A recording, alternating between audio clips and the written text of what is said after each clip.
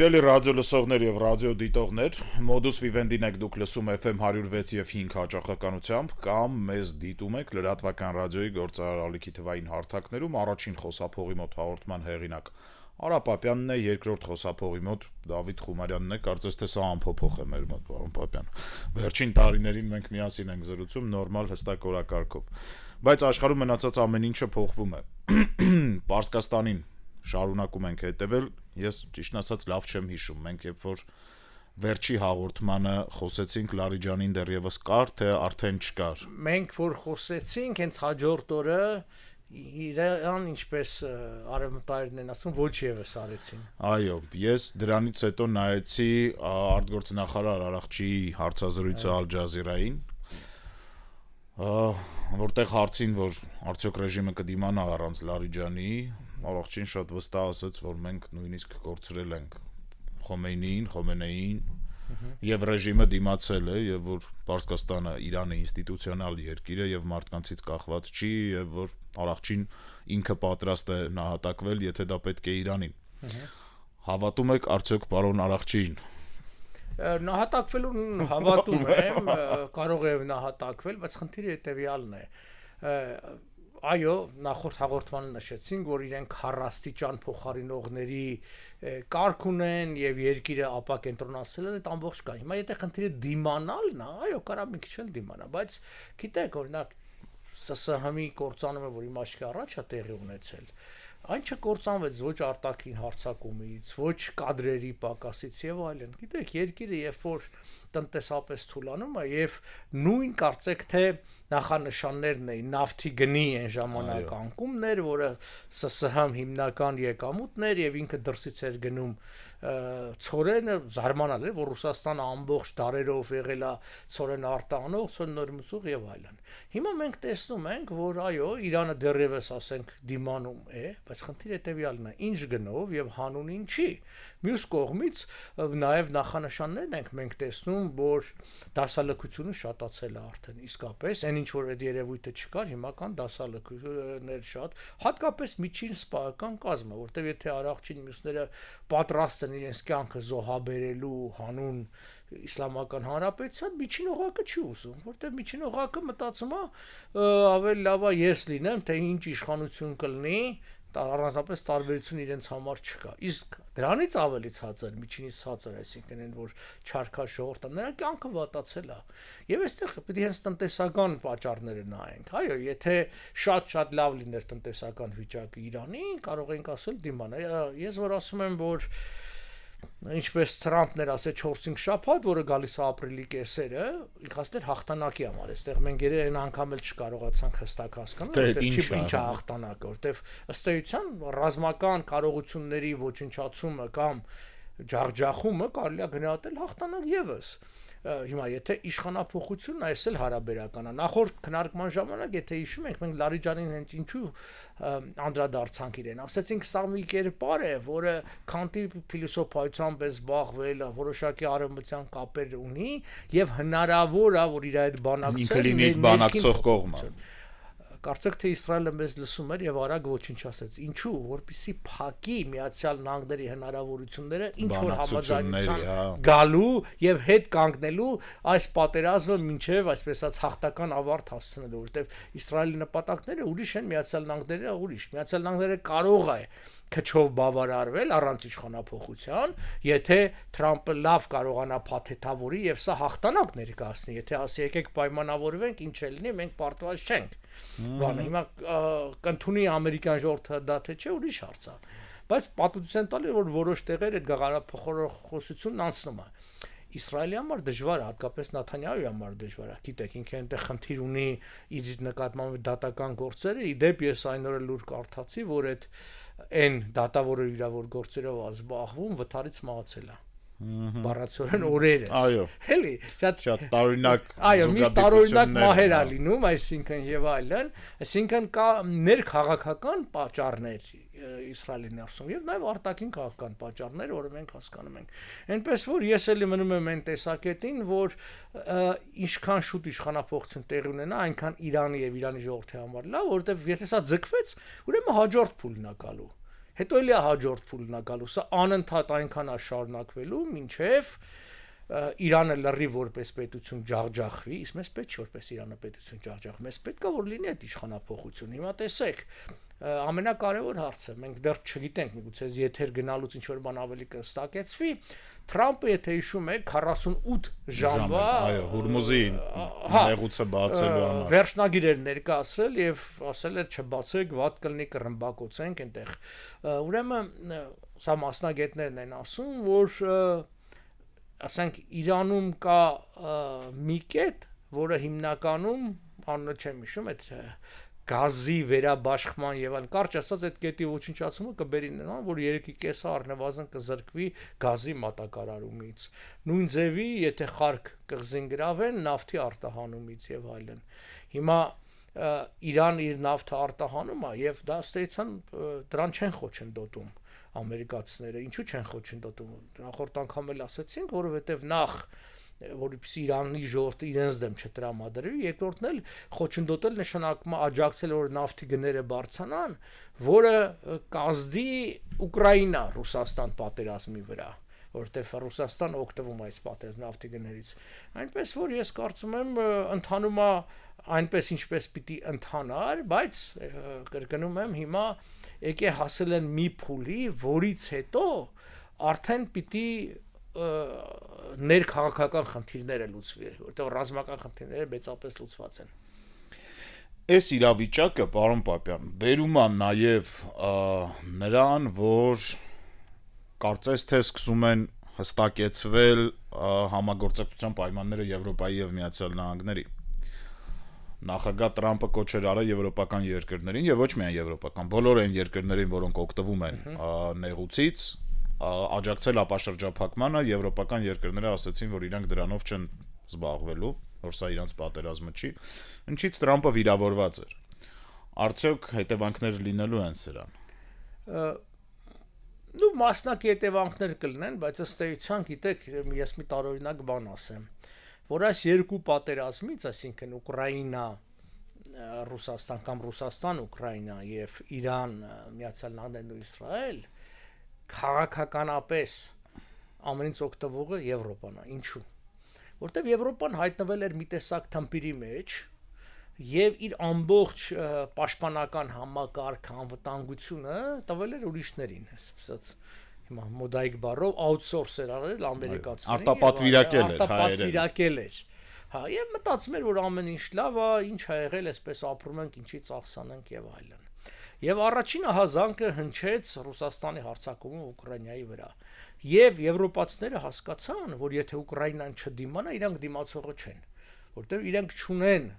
այդ զենքի արտադրությունը, շատ գործարաններ փակվել էին, բանակները շատ փոքր եւ նաեւ իրականությունն է, որ զորավարությունները ցույց են տալիս գոնե ուկրաինական բանակի հետ համատեղ, որ շատ են զիջում, ասենք նույն ուկրաինական բանակին իրենց մարտունակությամբ, որովհետեւ ինչպես իմ դեր ռուս զինվորականներից մեկն էր ասում, իրանց տակ ջուրը անջատես, բանակը կհանձնվի, էլի։ Վարժվել էին շատ այսպես այլ պայմանների պատերազմն ուրիշ է։ Հիմա իսկ սա եղավ երկրորդ ահազանգը։ Իրենք հասկացան, տեսեք, Բրիտանիան մի նավ է ուղարկել Հորմուզ, ասենք Բրիտանիան, որը ծովերի թաքուին էր համարվում, որը 19-րդ դարում աշխարհի ցանկացած կետում կարող էր պատերազմ մղել, եւ ինչ ուտած 20-րդ մինչել Ֆոլկլենդ հասավ, հիշում եք, զորքեր ուղարկեց Մարգարետ Թետչերի ժամանակ էր եւ Արգենտինային պարտության մատնեց, թե Ֆոլկլենդը շատ ավելի մոց էր Արգենտինային, քան է բանին Բրիտանիան եւ այլն, այսօր դա էլ չկա։ Դրա համար հարցը հետեւյալն է, ինչքան Թրամփը կոշտ լինի եվրոպացիների համար, այնքան լավ է այն առումով, որ իրանք ստիպված պիտի քայլեր ձեռնարկեն։ Հայլեր ձեռնարկեն, որովհետև գիտեք, առաջ քաղաքականությունը կողնորոշվում էր ընտրողների քվերով։ Իսկ գիտեք, այս ընտրական համակարգ կոչեցալ է ժողովրդավարական համակարգը, առերես ինքը լավ համակարգ է, բայց երբ որ սկսում ես բախվել այլ մարտահրավերների, հասկանում ես, որ դրա մեջ մեծ խոցելի եւ վտանգավոր բաներ կան, մասնավորապես Բնականաբար ոչ ոք չի ուզում այդ ընտրողներից, որ շատ փող ծախսեն պաշտպանության վրա, ասում եկեք սոցիալական պրոյեկտների վրա ճանապարհները սարքեք, հիմա էլ մեր մոտ էլ է, չէ՞, գյուղացին ասում այ տեսեք ասֆալտ արե։ Այն որ իր անվտանգությունը թույլացել է, այն որ իր զավակի կյանքը հարցականի տակ է, դա նկատելի չի, այսինքն դա մինչև չլինի չես տեսնում։ Իսկ ասֆալտը տեսնում ես, չգիտեմ, հիմա որ բժշկական, առողջապահական, կրթական ամեն տեղ այցև ժողովուրդը բնականա դա է եւ համոզել որ ասենք բյուջեի մեջ մեծ գումարներ հատկացվում մենակ այն դեպքում է երբ որ դու կամ ունես վտանգ այսպես առերես օրինակ համար Լեհաստանի պարագայում եւ ասում ես հեսա տեսեք մյուսնա կամ ասում ես դե գիտեք ինչա մեր գործընկերը ստրատեգիական չգիտեմ ղեկավարը մեզ չի պաշտպանելու եւ նաեւ եկեք որ հարաբերություններ չվատացնենք իր այդ մեզ պետք է որովհետեւ մեր առևտրի ասենք պատկերացրեք կանադայի նման երկիր որի 84-86% Միացյալ Նահանգների հետ բան ինչքան էլ հա հասկանում են որ Թրամփը հաճախ անհետ բաներ է ասում այդ հիշում եք չէ՞ ամենասկզբում որ կանադան միանա չգիտեմ ես կողմ բայց այնուհանդերձ դու պետք է հաշվի առնես ուզում եմ ասեմ սա բերելու է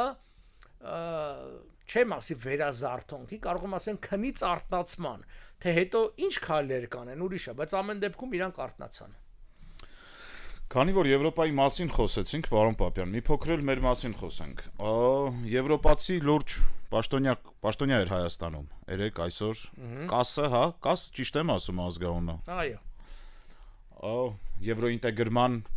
եւ լայնացման պատասխանատունը Եվրոմիության հանրային հեռուստաընկերությանը հարցազրույց է տվել տպավորություն կա որ այնտեղ մեզ շատ են սպասում պարոն Պապյան ոնց եք դուք տեսնում իրավիճակը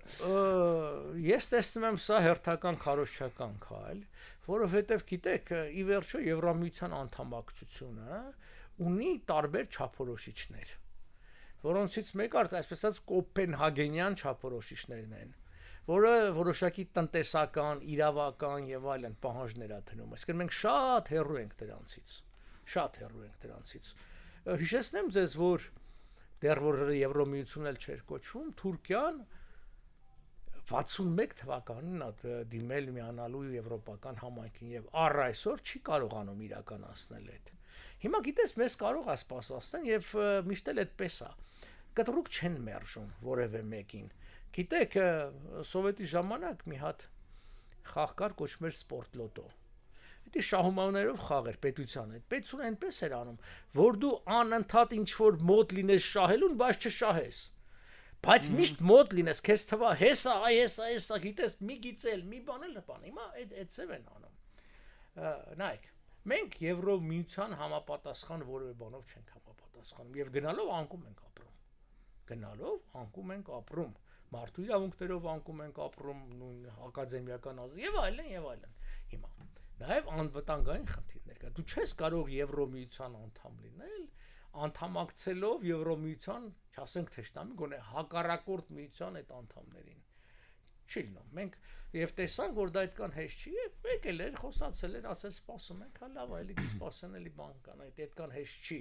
այ եթե 8 տարի հետևողական քաղաքականություն իրականացներ Հայաստանը, որը չի արել, պատրաստելու մենք մոտ կլինենք, էլի չենք լինի։ Անդամ բայց մենք մոտ կլինենք, այդտեղ ես ընդհանրապես Փաշինյանի հետ համաձայն չեմ լինում, բայց այդ իր մի հղումը, որ Վրաստանի կարևորությունը Եվրոմիության անդամակցելու կա տենց բան, չէ, այո։ Իհարկե, որովհետև նայեք, ամեն պարագային միության անդամ նաև դա տնտեսական հարաբերություններ պիտի ունի եւ դու չես կարող անկլավի ձևով անդամակցել շատ բարդ բայց ԵԱՏՄ-ում ստացվեց չէ ստացվում է հիմա դե ի՞նչ հա գիտես ստացվում է սա հարաբերական է որովհետեւ ԵԱՏՄ-ում ստացվում է որովհետեւ դու նախքին մեկ միասնական երկրի փշրանքն ես ինչպես ժամանակին հետո էլ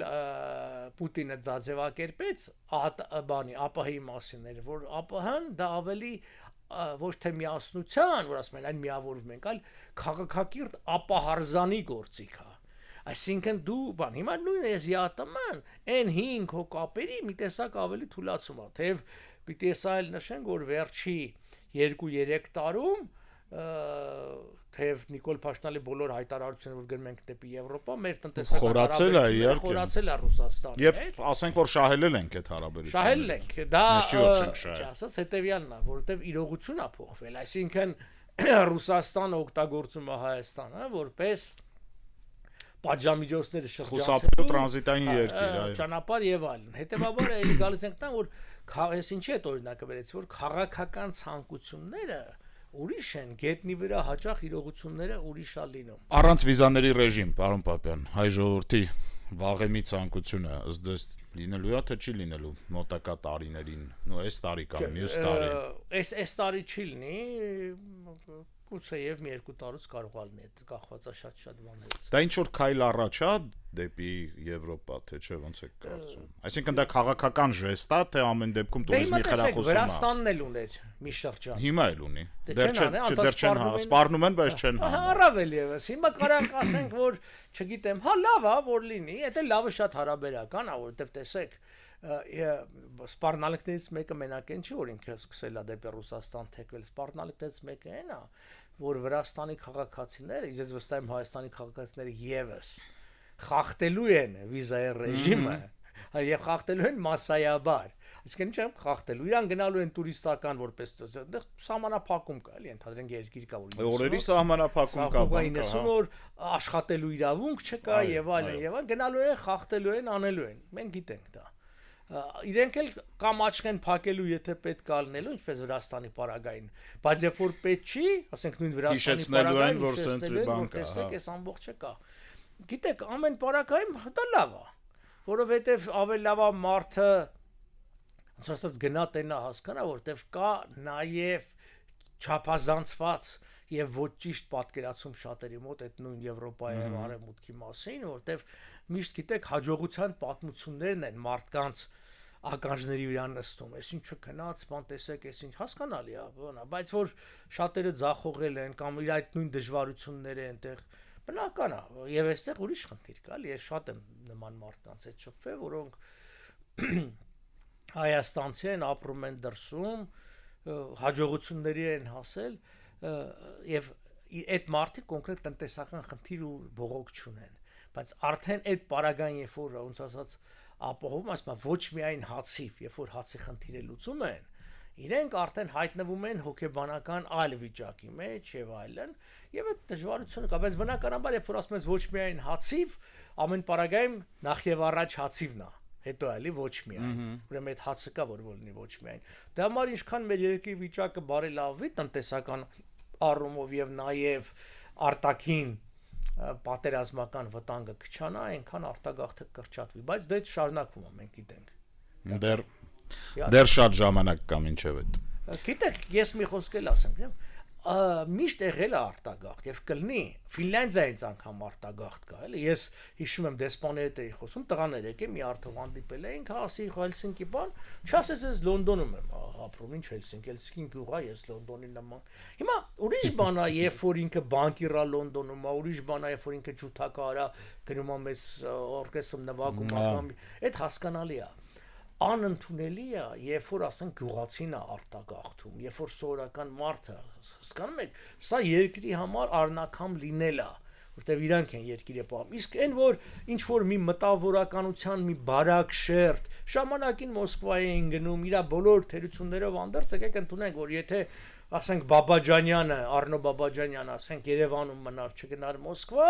ինքը սա մակարդակով չէր դառնա։ Չգիտեմ, նույն Ջիգարխանյան բան, այդ էր կայսրության օրենքն է, դու դիլնես կայսրության մայրաքաղաքում։ Հիմա համաշխարհային դեմ դառնալու համար իսկ մեզ պետք է որ մեր արվեստը ներկայացվի, կան մի քանի կենտրոններ, որ այդտեղ պիտի լինեն, չէ՞, ասենք օպերայի արվեստը մենք գիտենք, չգիտեմ, Միլան, Վիեննա, Հոլիվուդը, հիմա մենք կինոն Միացյալ Նահանգներ, Հոլիվուդ հպարտ ենք, այսինքն մեր հայրենակիցով Սև Օհանյան, որ 4 Օսկար ստացավ իր ֆիլմը եւ այլն, հա ինքն ամերիկացի է քաղաքացիությամբ, թեև Հայաստանից արտագաղթած ծնողներ եւ այլն, բայց հայա մենք հպարտանում ենք ինչ որտեղ էլ դեբանանում։ Այսինքն դա պետք է, բայց կրկնում եմ, խնդիրի այն ժամանակը առաջանում, երբ որ գյուղերից ու փոքր այդ քաղաքներից են արտագաղթում։ Իսկ ցավոք սրտի այդտեղից արտագաղթի ամենամեծ մասն է տեղի ունենում։ Պարոն Պապյան, ավանդաբար հաղորդման վերջին հատվածը Ուկրաինայից էինք խոսում, հետո իրադարձությունները խառնվեցին, բայց հիմա էլ Ուկրաինան կարծես թե ստվերվել է, աշխարհը Իրանով է զբաղվում, բայց ընդեղ էլ process-ներ կան։ Ես ինչքան հասկանում եմ, Ուկրաինայի վիճակը մարտադաշտում լավանում է այս պահին, այսինքն ոնց որ նահանջելու բանը դադարել են, իսկ բանակցությունները դադարել են թե վերսկսվել են, այնտեղ մի էտապ կար, որ դադարել էին Իրանի դեպքերի ժամանակ։ Այսպես Ալիքաձև գնում է։ Հա, շուտ մեկ ուժեղանում, աշուլանում է, հետո քանի որ բանակցությունների մեծ մասը միջնորդների միջոցով է տեղի ունենում, կամ անգամ առանց Ուկրաինայի հաճախ, այսինքն ամերիկացիք գնում են, մեկ էլ Մոսկվա հանդիպում ինչ-որ բան են խոսում, հետո գալի ասում են, այս ինչը խոսեցինք եւ այլն, հետեւաբար դա շարունակվելու է, բայց նախորդ անգամ էլ ասացինք, քանի դեռ ռուսական կողմը այդ պահանջը շարունակում, այսինքն այն ինչ որ ասում է, ինչ որ եւ գրավել եմ իմն է, դեռ մի բան էլ չգրավացից տվեք։ Ուկրաինան չի գնալու այդ զիջման, հասկանում եք, որովհետեւ ուկրաինական բանակը կա եւ ուկրաինական ժողովուրդը ուզում է կռվի, դիմադրի, հետեւաբար ինքը դիմադրելու է։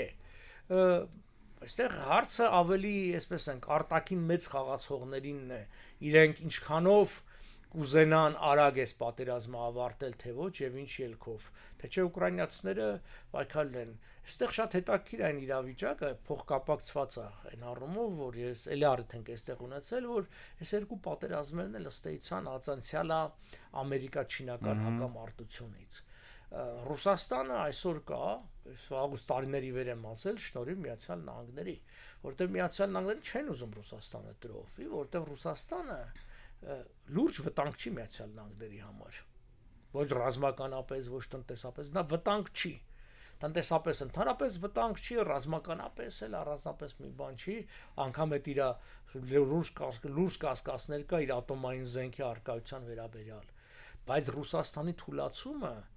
հատկապես եթե տրոհում լինի, բերել է Չինաստանի ուժեղացման, իսկ Չինաստանը արդեն լուրջ վտանգ է Միացյալ Նահանգների համար, այսինքն պատկերացնում նամանավանդ տրոհված Ռուսաստանով։ Այսինքն տրոհված կամ անգամ այնքան խեղճացած, որ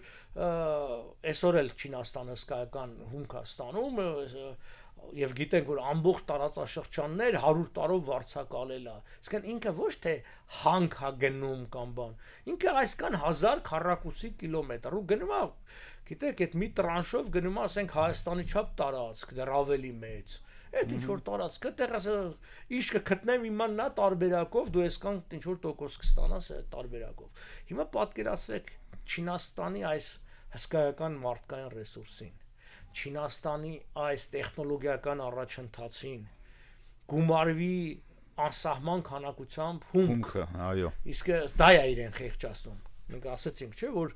Իրանին խեղճացնում են, որ այդ 20% չինական նավթը, որ գալիս է Իրանից, կրճատվի։ Անկամ 10 դրա կիսվելու պարագային 10% քիչ է։ Դա առելի մեծ թիվ է այդ մասշտաբների մեջ, չէ՞։ Այո, հիմա էլ այդ մյուս բաները, ասենք Վենեսուելա, բան, Միացյալ Նահանգներն ուզում են վերահսկեն հենց այդ նավթի բանը։ Դրա համար նույնը Ուկրաինայի պարագային էսպես է, էլի։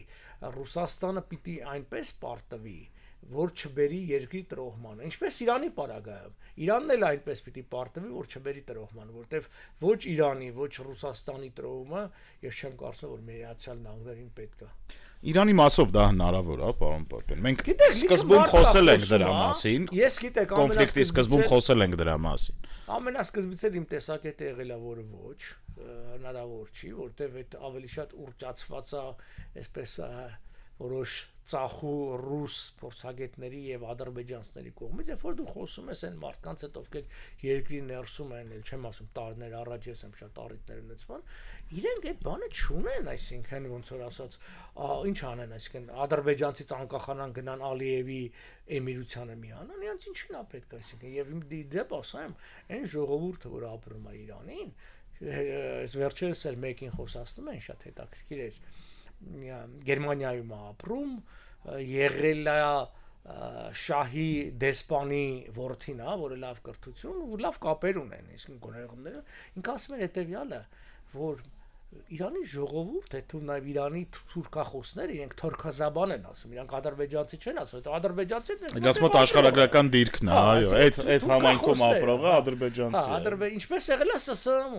Երբ որ այդ ասում էին ադրբեջանցի 36 թվով, հասկանում էին բոլորով ապրում ադրբեջանցի, ադրբեջան, ամերիկացի, բայց դե հետո դարավ էթնիկ անում։ Եվ ինքը հետաքրիր մի բան ասեց, իրանցիները չեն ուզում մի բռնապետությունը փոխել մեկ այլ բռնապետությամբ, որն ավելի վատ է, որտեղ ասում են այնտեղ ժառանգական բանա, էմիրություն, այսինքն, այդ իրանք հասկանում են, այսինքն գրավչություն չունի մյուս կողմից մասնագետները բան անում, այսինքն որ ասում են միանան, քանի միլիոնի միանա, այսինքն դեռ հայտնի չէ։ Ով անում միանալու։ Այլ հայտնի չէ միասնությունից եւ իրենք ճիշտ են ասում, նաեւ Ալիևը ասում են շատ է խոսում այդ թեմայի շուրջը, բայց Ալիևը լավ է հասկանում, որ այն ժողովուրդը, որը կարող է նման լեզվով է խոսում, բայց այլ մտածողություն ունի եւ հայտնի չի, որ նրանք այս եթե տեսականորեն ասեմ, որ հնարավոր չի միանան, վաղում են քվետալու։ Արդյոք հերթական կրոնապետությունը չի ստեղծվի, եթե ընդունենք, որ իրանք այդ կրոնապետական բանով են, կամ իրանց մարդուն չեն նշանակի։ Եվ Ալիևին կգցեն։ Իսկ Ալիևի համար բնական է, ավելի լավ ասма թող սա լինի, իմ ձեռի տակ լինի, քան ավելի մեծ լինի ուրիշի ձեռ տակ։ Իսկ այդ ամբողջը դա ուղղակի իրենց փառասիրության, ես կասեի անգամ սնափառության փայփայման ինչ որ քայլել է։ Տեսեք, Ադրբեջանը շատ հետաքրքիր հալիաձև քաղաքականություն է իրականացնում մեզ արտացոլելով։ Հայր ունեն ցեղասպանություն, ես ունեն մեծ Հայաստան կա, մեծ Հայ կա, մեծ Ադրբեջան։ Դուք հին պետություն եք, դուք առաջի քրիստոնյա երկիրն եք, չէ, մենք ենք առաջի քրիստոնյա երկիրն։ Ճիշտ է, մուսուլման ենք, բայց եղել ենք սկզբից քրիստոնյա, առաջի քրիստոնյան ենք եղել, հետո ընդունել ենք իսլամ։ Այսինքն իրենք ոնց որ ասած իրենց ամբողջ Բայց ինչի, պարոն Պապյան, այդ կոմպլեքսների Այո, կոմպլեքսների խնդիրը հետո գիտեք ինչ է։ Ցանկացած ազգի, իսկ իրանք նոր ազգ են։ Որպես էթնիկ խումբ, որպես կզլբաշ, չգիտեմ ինչ վաղուց են, բայց որպես ազգ նոր են ձևավորվում եւ ընդհանրապես միշտ այդ ձևավորման մեջ ինչ որ հակադրության պահ կա, մեկին դու հակադրվում ես, այսինքն որն է առանցքը։ Իրանց համար էս հայերի հետ հակադրության խնդիրն է եւ իրենց համար էս Ղարաբաղի պատերազմը, Ղարաբաղի ճակերտավոր հաղթանակը, որտեվ սա դեռ ժամանակավոր է եւ այլն, իրենց համար էս ինքնության համար է։ Իրենք ադրբեջանական բանակը մինչև այս վերջի պատերազմները սկսած 18 թվից ոչ մի հաղթանակ չէր տարել։ Պատմական ոչ մի ճակատամարտ անգամ հաղթանակ չէր տարել եւ այլ միշտ պարտվող ա եղել, այսինքն եւ ինքը ոչինչ ի վիճակի չի արել։ Եթե մենք անգամ ասենք մենք Սարդարաբադ, Բաշաբարան, Ղարաքելիսա, ինչ որ բաներ թեկուզ եւ տեղական նշանակության ճակատամարտ ենք ունեցել, որը ազդել է նաեւ անգամ մինչև իսկ առաջի համաշխարհային պատերազմի եւ մասնակցել ենք եւ հաղթող երկրների մեջ ենք եղել։ Մենք Սևրի պայմանագիր ենք ստորագրել, որ մարդիկ չեն պատկերացնում։ Դու հաղթող երկիր Օսմանյան կայսրությունը Թուրքիան քո առաջ կապիտուլյացիա վելա, այսինքն